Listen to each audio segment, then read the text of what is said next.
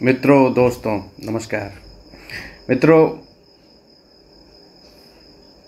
हमारे जीवन में शांति और परमानंद का आधार वस्तुतः रूप में अगर है तो वो कर्मयोग ही है। अब इसको समझते हैं। परम शांति और परमानंद की बात अगर करते हैं, जिसमें ईश्वर की प्राप्ति एक तरह से आपको हो गई, परमात्म तत्व की आपको जानकारी मिल गई,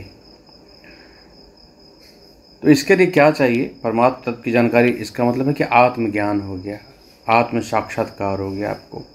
क्योंकि बिना आत्म साक्षात्कार और बिना आत्मज्ञान का परमानंद और पूर्ण शांति मिल नहीं सकता। अगर आप परमानंद और पूर्ण शांति चाहते हैं तो उसके लिए आत्मज्ञान होना अत्यंत आवश्यक है। और आत्मज्ञान होने के लिए आपका अंतःकरण शुद्ध होना आवश्यक है, क्योंकि शुद्ध अंतःकरण में ही आत्मज्ञान उतरता है। अगर आपका अंतःकरण शुद्ध नहीं है तो आत्मज्ञान नहीं उतरेगा, आत्म तत्व का बोध आपको नहीं हो सकता, परमात्म तत्व की प्राप्ति नहीं हो सकती, ईश्वरत्व और भगवत जो तत्व है उसका आपको बोध नहीं हो सकता।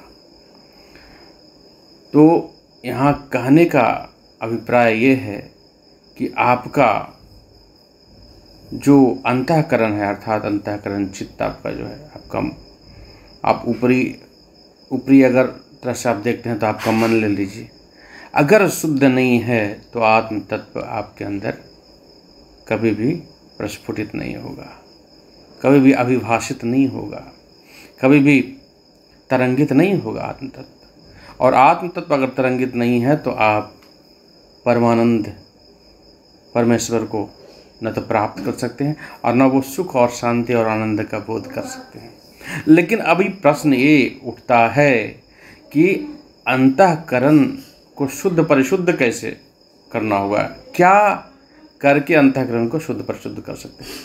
क्योंकि अगर कितना भी आप ज्ञान हासिल कर लें, किताबें पढ़ लें, इन्फॉर्मेशन आप कलेक्ट कर लें, डिफरेंट जो बुक्स अवेलेबल है, आध्यात्मिक बुक, स्पिरिचुअल जो बुक्स हैं, उससे आप तमाम तरह की जानकारी आप हासिल कर सकते हैं। फिर भी आपको आत्म तत्व की प्राप्ति नहीं होगा तब तक कि आपका अंतःकरण परिशुद्ध ना हो जाए। और अंतःकरण को परिशुद्ध करने का सिर्फ एक तरीका है, और वो है कर्म योग की सिद्धि।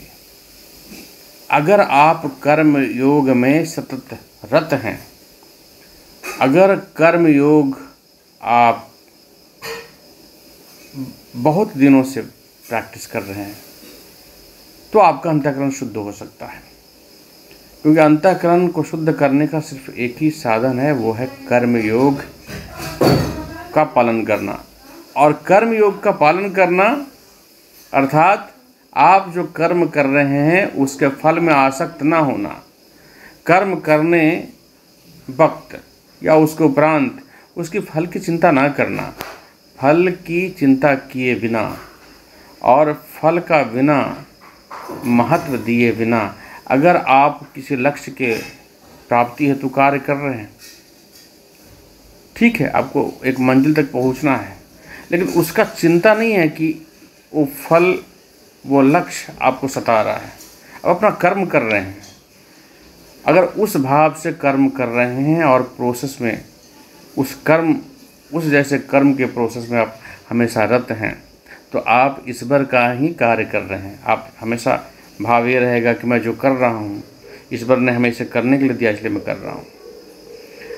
और जब इस भाव से करेंगे तो फल तो मिलेगा, लेकिन फल के प्रति आसक्ति नहीं होगा। फल मिलने के उपरांत लगेगा चलो कुछ और करते हैं, अब दूसरा कार्य देखते हैं, उसको पूर्ण करने की कोशिश करते हैं। क्योंकि जब तक जीवन है कार्य तो करना है। तो कार्य जो आप करेंगे, जो कर्म करेंगे, अगर उसमें आप लिप्त नहीं होते तो आप ये समझ लो कि आप कर्म योग में हैं और कर्म योग आपको जीवन प्रत्येक सिद्धि देने में सक्षम है। कर्म योग से जब आप आसक्ति में नहीं होते हैं तो आपका अंतःकरण परिशुद्ध हो जाता है, और जब अंतःकरण परिशुद्ध होता है तो आत्म तत्व आपके अंदर उतरता है, और आत्म तत्व जब आपके अंदर उतरता है तो आप परमानंद परम शांति को प्राप्त कर लेते हैं, परमेश्वर का स्वरूप को जान जाते हैं, परमेश्वर से कनेक्ट हो जाते हैं।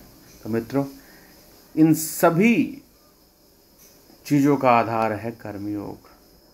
चाहे वो मोक्ष हो, ईश्वर प्राप्ति हो, आनंद हो, शांति हो, कर्म ऐसे करें कि आप बस कर्म के जो प्रोसेस है, कर्म की जो प्रक्रिया है, उसको तन्मयता से करते जाएं।